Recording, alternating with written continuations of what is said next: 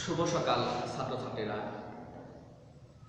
আমি Biswanath Banerjee hope polytechnic institute থেকে যে সমস্ত শিক্ষার্থীরা চতুর্থ পর্বে ইলেকট্রিক্যাল, মেকানিক্যাল, সিভিল ও কম্পিউটার ট্রেড অধ্যয়ন করছ, তাদেরকে বিজনেস অর্গানাইজেশন ক্লাসে স্বাগতম জানাচ্ছি। আশা করছি তোমরা সকলেই ভালো আছো, সুস্থ আছো, সেই কামনাই করি। তোমরা অবশ্যই বাসায় মনোযোগ সহকারে এগুলি দেখবে। আজ আমি তোমাদেরকে নবম অধ্যায় প্রতিবেদন লিখন এই চ্যাপ্টার থেকে পাঠদান করার চেষ্টা করছি।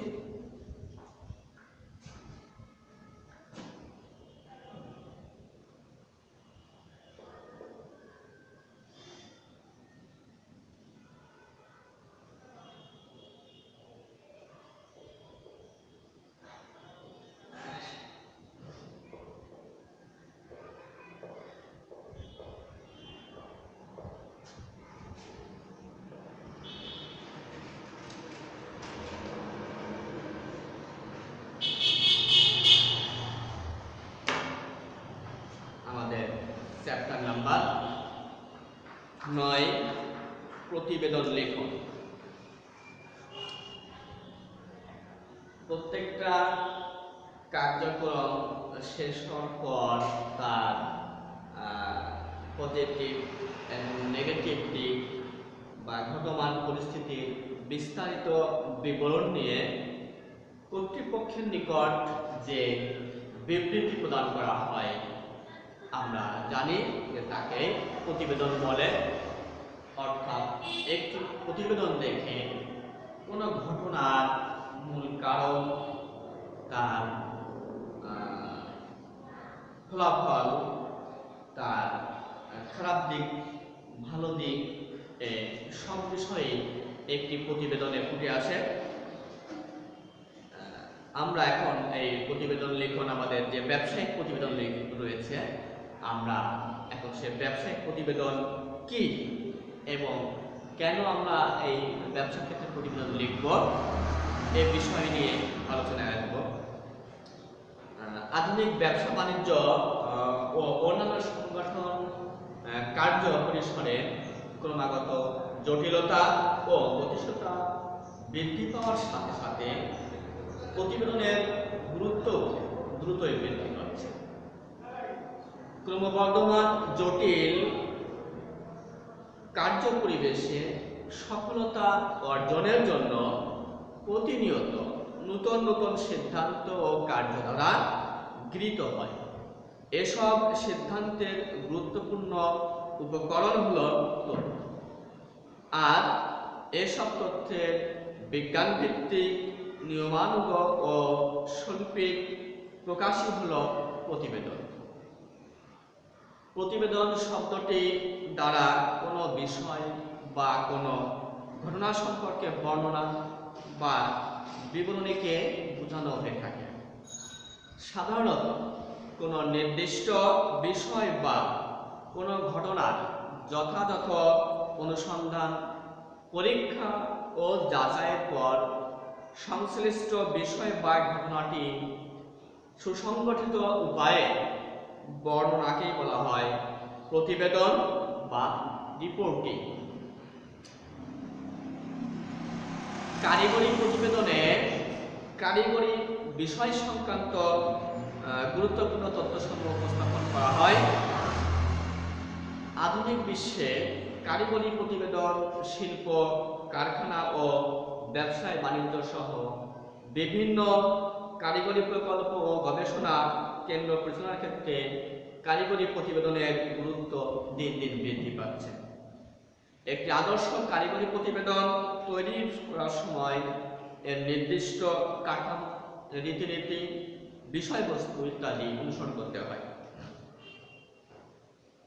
এই রিপোর্টস, ফরাসি শব্দ রিপোর্টস, REPORTS, রিপোর্টস শব্দ হতে ইংরেজি রিপোর্ট শব্দটির উদ্ভব হয়েছে, যার বাংলা প্রতিশব্দ হলো প্রতিবেদন।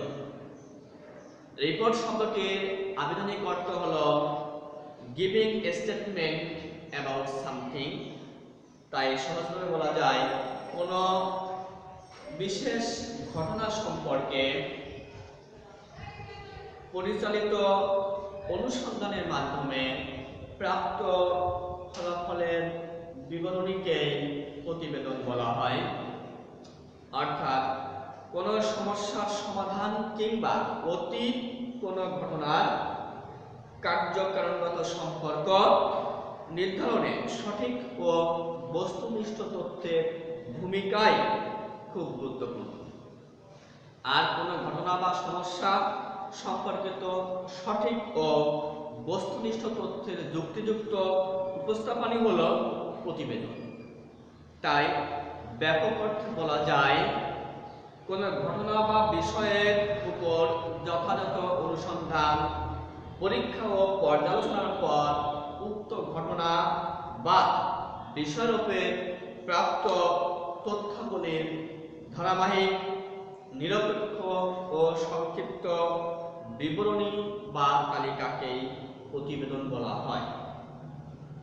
প্রতিবেদনের লিখিত বা মৌখিক যে কোনো প্রকারে হতে পারে। এ সম্পর্কে জি.আর. টেরি প্রদত্ত সংজ্ঞায় দেখা যাক তিনি কি বলেছেন। সম্পদের ব্যবহার অথবা কার্যের অবস্থা সম্পর্কিত সংক্ষিপ্ত তথ্যের আনুষ্ঠানিক উপস্থাপনই হলো প্রতিবেদন, যা অগ্রগতি মূল্যায়ন, সিদ্ধান্ত গ্রহণ এবং কার্য নির্দেশনার ক্ষেত্রে ব্যবহৃত হয়।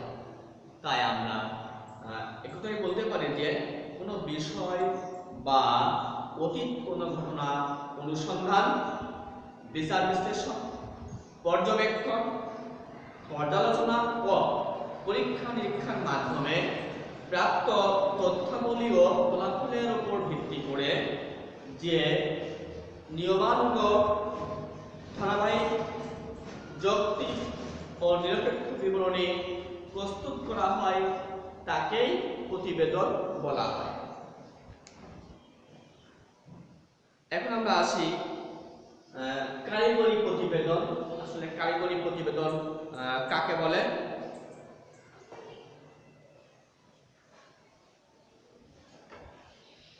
কোন ঘটনা বা বিষয়ের উপর পরিচালিত অনুসন্ধানের মাধ্যমে প্রাপ্ত তথ্যাবলীর সুসংগত উপস্থাপনই হলো প্রতিবেদন। এই সমস্যার প্রকৃতি ভেদে এটা বিভিন্ন রকমের হতে পারে, যেমন সামাজিক প্রতিবেদন, রাজনৈতিক প্রতিবেদন, ধর্মীয় প্রতিবেদন ইত্যাদি। তাই সাধারণভাবে বলা যায় যে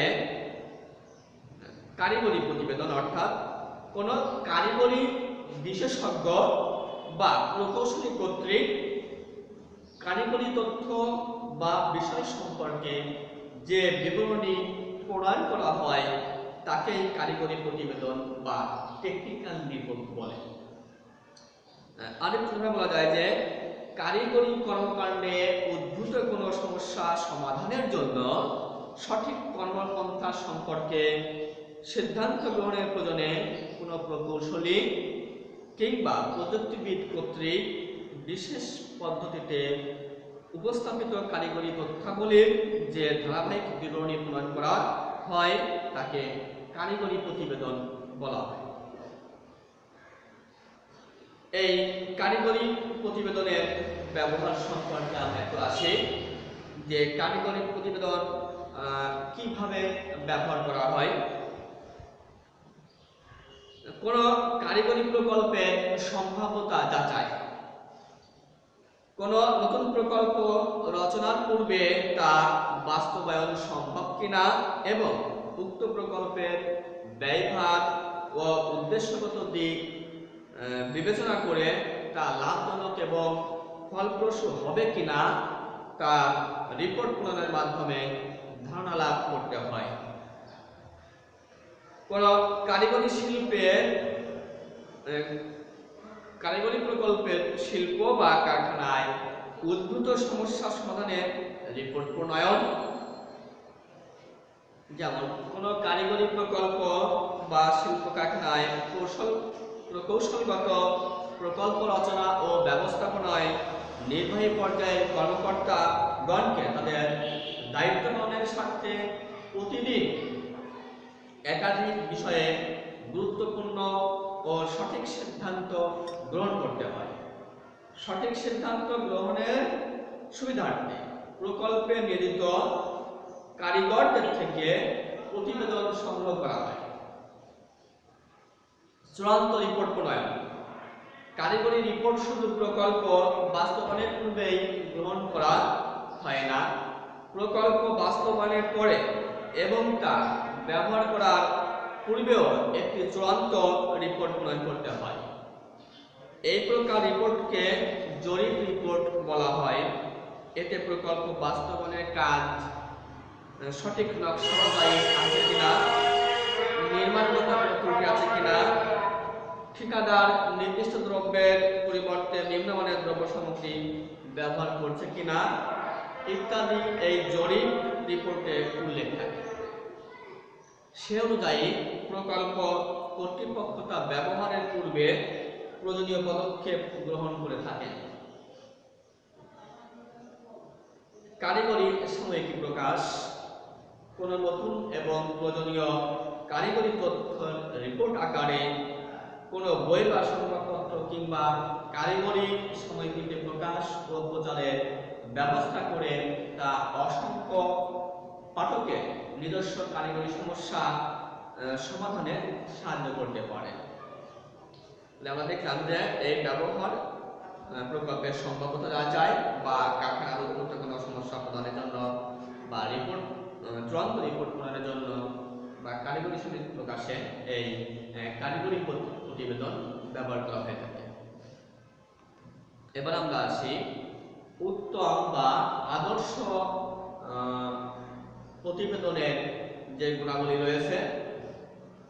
প্রত্যেকটা জিনিসেরই কিছু নির্দিষ্ট গুণাবলী থাকে যার জন্য আমরা সেটাকে তৈরি করি বা প্রস্তুত করি। তেমনি কারিগরি প্রতিবেদনেরও কিছু সুনির্দিষ্ট গুণাবলী আছে যার জন্য কারিগরি প্রতিবেদনের গ্রহণযোগ্যতা একটাই রয়েছে। আমরা এবারে একটু এই কারিগরি প্রতিবেদনের গুণাবলীগুলো দেখি।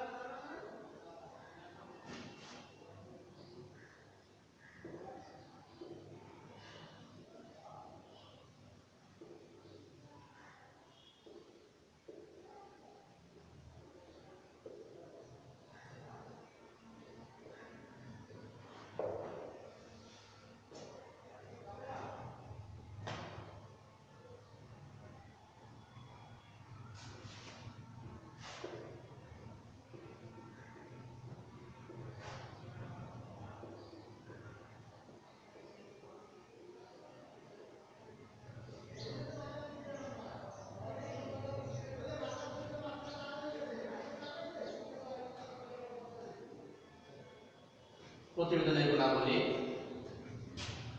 সহজ উপস্থাপনা, নিরপেক্ষতা, সহজ ও সরল ভাষার ব্যবহার, সংক্ষিপ্ততা, সম্পূর্ণতা, বক্তব্যের সুস্পষ্টতা, ঘটনার ধারাবাহিক উপস্থাপন, প্যারা বা অনুচ্ছেদের ব্যবহার।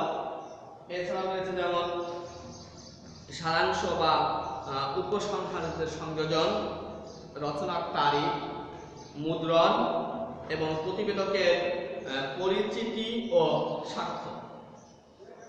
এবার আমরা একটা আলোচনায় আসি। সহজ উপস্থাপন: প্রতিবেদনের উপস্থাপনা অবশ্যই সহজ, সরল ও প্রাণবন্ত হতে হবে। অর্থবোধক শব্দ ব্যবহার করতে হবে এবং যে ভাষা সকলের নিকট সার্বজনীনভাবে গ্রহণযোগ্য সে ভাষায় সহজ সরলভাবে বাক্যের বিন্যাস করতে হবে, যাতে করে এটা সকলের নিকট গ্রহণযোগ্য হয়। তারপর আছে নিরপেক্ষতা, অর্থাৎ প্রতিবেদন অবশ্যই বাস্তব নির্ভর, তথ্য সম্বলিত এবং নিরপেক্ষ হওয়া বাঞ্ছনীয়, যাতে করে প্রতিবেদনের সক্রিয়তা বজায় থাকে এবং এই তথ্য প্রতিবেদনের মূল উদ্দেশ্যকে হাসিল করতে পারে। এবার সেই সহজ ও সরল ভাষার ব্যবহার: এমন কোনো ভাষা প্রতিবেদনে ব্যবহার করা যাবে না যেটি অন্যের নিকট বোধগম্য না হয়। এখানে সাধু ও চলিত ভাষার মিশ্রণ অবশ্যই খেয়াল রাখতে হবে, না হয় এটা হলে সকলের নিকট বোধগম্য হবে না। তার জন্য এই প্রতিবেদন অবশ্যই সহজ, সরল ও সাবলীল ভাষা প্রয়োগের আদর্শ এই প্রতিবেদনের একটি উল্লেখযোগ্য বৈশিষ্ট্য। সংক্ষিপ্ততা, কনসাইজনেস: অপ্রয়োজনীয় তথ্য ও বাহুল্য বর্জনপূর্বক একটি প্রতিবেদন অতি সংক্ষিপ্তভাবে সুন্দরভাবে উপস্থাপন করতে হবে। অল্প তথ্যের মধ্য দিয়ে প্রতিবেদনের গুরুত্বটাকে সবার নিকট ওয়াকিবহাল করতে হবে। এটাই হলো প্রতিবেদনের সংক্ষিপ্ততার মূল উদ্দেশ্য। এবার আসি সম্পূর্ণতা। আদর্শ প্রতিবেদনের আরেকটি প্রধান বিষয় হলো এতে ঘটনা পূর্ণাঙ্গ উপস্থাপনের নিমিত্তে যাবতীয় তথ্যের সন্নিবেশ ঘটানো হয়। এতে পাঠকরা প্রতিবেদনের ওপর ভিত্তি করে প্রয়োজনীয় সিদ্ধান্ত গ্রহণ করতে পারে। বক্তব্যের সুস্পষ্টতা, বক্তব্যের উপস্থাপিত তথ্য ও অন্যান্য বিষয়গুলি সুস্পষ্ট ও নির্ভুলভাবে প্রকাশ করা আবশ্যক। এতে অপ্রয়োজনীয়, কল্পনাপ্রসূত ও বাহুল্য কোনো তথ্য উপস্থাপন করা উচিত নয়। ঘটনার ধারাবাহিক উপস্থাপন, অর্থাৎ যে ঘটনাটি ঘটেছে, যার জন্য প্রতিবেদনটি আমরা উপস্থাপন করছি, সেই ঘটনাটি অবশ্যই ধারাবাহিকভাবে প্রতিবেদনে উল্লেখ করতে হবে, যাতে করে সহজেই যে ব্যক্তি প্রতিবেদনটি দেখবে তার বুঝতে সহজ হবে। প্রত্যেকটি একটার পর একটা ক্রমানুসারে এই ঘটনার বিবরণ দিতে হবে। তারপর প্যারা বা অনুচ্ছেদের ব্যবহার: প্রতিবেদনে উপস্থাপিত ঘটনার বিভিন্ন অংশ উপাংশের স্বাধীনতা বজায় রাখার জন্য এতে প্যারা বা অনুচ্ছেদের ব্যবহার দেখা যায়। এতে প্রতিবেদনের আকর্ষণীয়তা বৃদ্ধি পায়। উপসংহার সংযোজন: উত্তম প্রতিবেদনের আরেকটি উল্লেখযোগ্য বৈশিষ্ট্য হলো এতে বর্ণিত ঘটনা বা পরিস্থিতির সারাংশ এবং প্রতিবেদকের নিজস্ব মতামত সমৃদ্ধ উপসংহার সংযোজন করা হয়। রচনার তারিখ: প্রতিবেদন অবশ্যই উপস্থাপিত ঘটনা সংগঠনের সময় সহ একটি পুনরায় বা দাখিলের তারিখ উল্লেখ থাকা প্রয়োজন। তারপর আসে মুদ্রণ: প্রতিবেদনের আকর্ষণীয়তা বৃদ্ধিকল্পে এটি অবশ্যই টাইপ করা বা কম্পিউটারে মুদ্রিত হওয়া আবশ্যক। তাছাড়া এটি সুন্দর হস্তাক্ষরেও লেখা যেতে পারে। প্রতিবেদকের পরিচিতি ও স্বাক্ষর: সর্বশেষ হচ্ছে যিনি এই প্রতিবেদনটি লিখবেন সেই প্রতিবেদকের পরিচিতি থাকবে, তার নাম ঠিকানা স্পষ্টভাবে উল্লেখ থাকতে হবে এবং সবশেষে প্রতিবেদনের নিচে একটি স্বাক্ষর প্রদান করবেন। এই হলো মোটামুটি একটি আদর্শ বা উত্তম প্রতিবেদনের গুণাবলী। তোমরা অবশ্যই বাসায় এগুলো বারবার দেখবে। তোমরা যেখানে বুঝতে সমস্যা হবে আমাদেরকে নক করো, আমরা তোমাদেরকে অবশ্যই হেল্প করব। আর এগুলো আমি আজকের পার্ট এ শেষ করছি। সকলে ভালো থাকো, সুস্থ থাকো, ধন্যবাদ।